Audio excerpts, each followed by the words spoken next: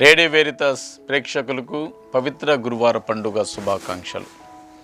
ఈ పవిత్ర గురువారం నాడు దివ్యబలి పూజ వార్షికోత్సవాన్ని, గురుత్వ స్థాపన వార్షికోత్సవాన్ని, నూతన ప్రేమ ఆజ్ఞ వార్షికోత్సవాన్ని మనం కొనియాడుతూ ఉంటాం. ఈరోజు దివ్యబలి పూజ స్థాపన ద్వారా యేసు తన శరీర రక్తాలను మనకు ఆహారంగా దయచేస్తూ ఉన్నారు. నిత్య దివ్య భోజనమును నిత్యం ప్రజలకు పంచుటకు అపోస్తులను గురువులుగా ఆయన అభిషేకించి ఉన్నాడు. శిష్యుల పాదాలను కడుగుతూ మీరంతా సేవకులుగా జీవించాలని తెలియచేస్తూ, నేను మిమ్ము ప్రేమించినట్లు మీరు ఒకరినొకరు ప్రేమించుకుండని ప్రేమ ఆజ్ఞను క్రీస్తు భగవానుడు స్థాపించి ఉన్నాడు. ప్రేమైనటువంటి క్రైస్తవ సహోదరి సహోదరులారా, నా జీవితం ప్రభు దివ్య సప్రసాదం అనే అంశాన్ని గురించి మనం కొంత ధ్యానం చేసుకుందాం. దివ్య సప్రసాదం యేసునాథుని శరీర రక్తముల కలయిక. దివ్య సప్రసాదం నాకు ఆత్మీయ శక్తిని దయచేసే సాధనం. దివ్య సప్రసాదం నా విశ్వాసమును బలపరచును. ప్రభు దివ్య సప్రసాదం యేసుతో నాకు వ్యక్తిగత అనుబంధాన్ని పెంచును. ప్రభు దివ్య సప్రసాదం నాకును నా ఇరుగు పొరుగు వారికి ఒక ప్రేమ అనుబంధాన్ని పెంచేటువంటి ఒక సాధనం. యోహాను శుభవార్త 6వ అధ్యాయం 54వ వచనములో, నా శరీరమును భుజించి నా రక్తమును పానం చేయవాడు నిత్య జీవం పొందునని క్రీస్తు భగవానుడు స్వయంగా తెలియజేసి ఉన్నాడు. యోహాను శుభవార్త 6వ అధ్యాయం 56వ వచనములో, నా శరీరమును భుజించి నా రక్తమును పానం చేయవాడు నా యందును నేను వాని యందును నివసించునని పలుకుతూ ఉన్నాడు. 6వ అధ్యాయం 58వ వచనములో, నా ఆహారమును భుజించువాడు ఎల్లప్పుడూ జీవించునని క్రీస్తు భగవాను పలుకుతూ ఉన్నాడు. ప్రేమైనటువంటి సహోదరి సహోదరులారా, క్రీస్తు ప్రభుని యొక్క శరీర రక్తాలను భుజించి మనం అందరం కూడా నిత్యం జీవిస్తామని క్రీస్తు భగవాను వాక్కు ద్వారా తెలియజేస్తూ ఈనాడు దివ్య సప్రసాదాన్ని స్థాపించి ఉన్నాడు. మనము భక్తితో విశ్వాసంతో ఈ దివ్య శరీర రక్తాలని స్వీకరించాలని వాక్యం మనకు తెలియజేస్తూ ఉంది. కొరింథీయులకు రాసిన మొదటి లేఖ 11వ అధ్యాయము 27వ వచనములో, అయోగ్యంగా ప్రభు యొక్క రొట్టెను ఎవడైనను తినినను, అయోగ్యంగా ఆయన పాత్ర నుండి తాగినను అది పాపం చేసినట్లుగా వాక్యం మనకు తెలియజేస్తూ ఉంది.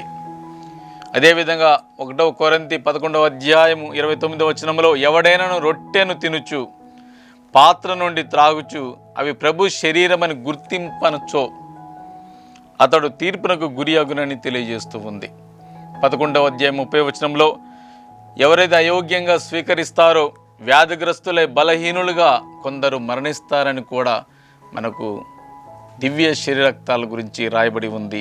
ప్రేమైనటువంటి సహోదరి సహోదరులారా, యోగ్యంగా ప్రభు శరీర రక్తాలను భుజించడం కోసం మనమందరం కూడా ప్రయత్నం చేయాలి, ప్రయాసపడాలి, నిత్య జీవంను స్వీకరించాలి. ఇక రెండవది గురుత్వ స్థాపన వార్షికోత్సవం. మనం బైబిల్ గ్రంథాన్ని పరిశీలించినట్లయితే అంచెలంచెలుగా ఈ గురుత్వం అనేది అభివృద్ధిలోనికి వచ్చింది. మొట్టమొదటిగా మెల్కీసెదెకును ప్రధాన యాజకుడిగా బైబిల్ గ్రంథం మనకు తెలియజేస్తూ ఉంది.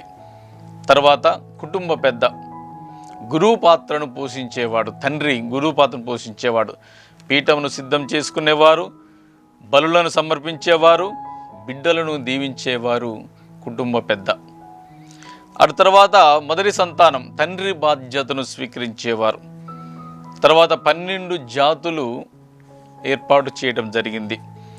ఆ 12 జాతుల్లో లేవీలు మాత్రమే గురువు పాత్రను పోషించేవారు. ఇప్పుడు క్రీస్తు భగవానుడు తన యొక్క అపోస్తులను గురువుగా వారిని అభిషేకించుటూ బలులను సమర్పించాలని గురుత్వ స్థాపన చేసినట్లు ఈనాడు మనం గమనిస్తూ ఉన్నాం.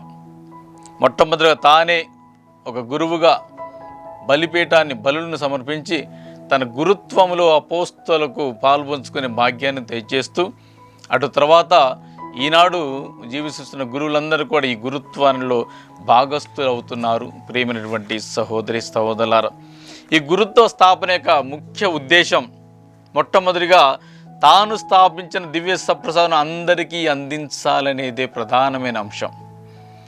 2, ప్రకటించాలి ఈ గురువులు బోధించాలి యేసు ప్రేమను.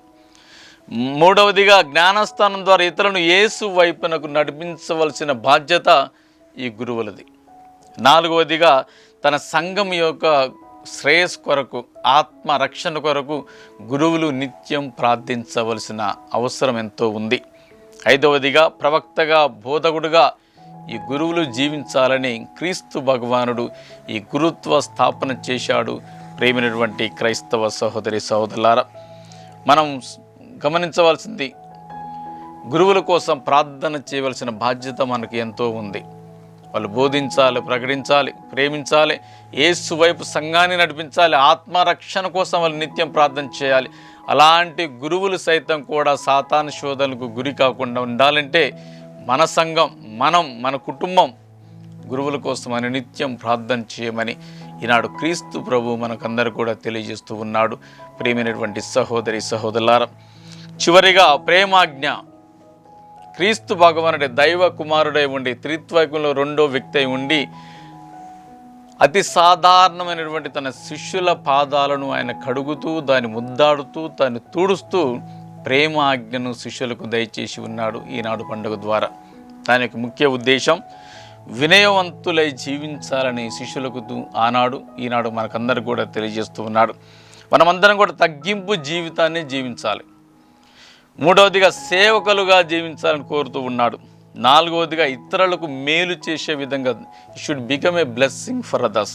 5వదిగా ఇతరుల్లో సైతం కూడా మనము యేసు ప్రభుని గమనించాలి, చూడగలగాలి, ఎక్స్పీరియన్స్ కావాలని ఈనాడు ఆయన ప్రేమాజ్ఞను నిరూపిస్తూ ఉన్నాడు, స్థాపిస్తూ ఉన్నారు. ప్రేమ సహోదరి సహోదరులారా, కనుక ఈ పవిత్ర గురువారం నాడు ఆయన స్థాపించిన దివ్య సప్రసాదను భక్తితో స్వీకరించాలి.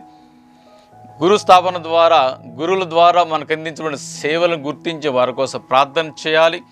ప్రేమాజ్ఞ స్థాపన ద్వారా మనం యేసును ప్రేమించినట్లు మనం ఒకరినొకరు ప్రేమించుకోవాలని, మనం ప్రేమించుకున్నట్లుగా ఇతరులను సైతం కూడా ప్రేమించి ఇతరులకు మేలు చేయాలని, ప్రేమను పంచాలని ఈనాడు ఈ పండుగ ద్వారా మనకు అందరికీ తెలియజేస్తూ ఉన్నాడు. కనుక మనమందరం కూడా ప్రత్యేక విధంగా దేవుని దీవెనలు పొందుదాం. ఈ యొక్క పండుగ ద్వారా రాత్రంతా కూడా మనం యేసు ప్రభుతో గడపడానికి చక్కటి అవకాశం ఈ పవిత్ర గురువారం.